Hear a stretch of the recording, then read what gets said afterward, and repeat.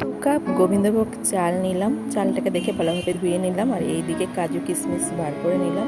তেল আর ঘি, সামান্য ঘিয়ের মধ্যে কাজুটাকে ফার্স্টে ভেজে তুলে নিলাম। তার মধ্যে চিংড়ি মাছ নুন হলুদ মাখিয়ে রেখেছিলাম, সেটা হালকা করে ভেজে নিলাম। ভাজা হয়ে গেছে, তুলে নিলাম। তারপর তেলে ফোড়ন দিলাম তেজপাতা, এলাচ আর দারচিনি দিয়ে চালটাকে, ধোয়া চালটাকে ভালোভাবে দিয়ে তার মধ্যে আদা বাটা, লঙ্কার গুঁড়ো, জিরের গুঁড়ো দিয়ে ভালোভাবে চালটা ভেজে নিলাম।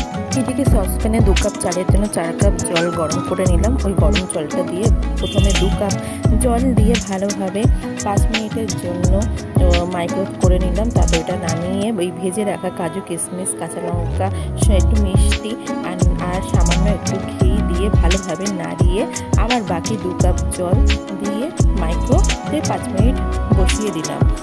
5 মিনিট পর বার করে দেখলাম আমার চিংড়ি মাছের পোলাও রেডি। টাটা।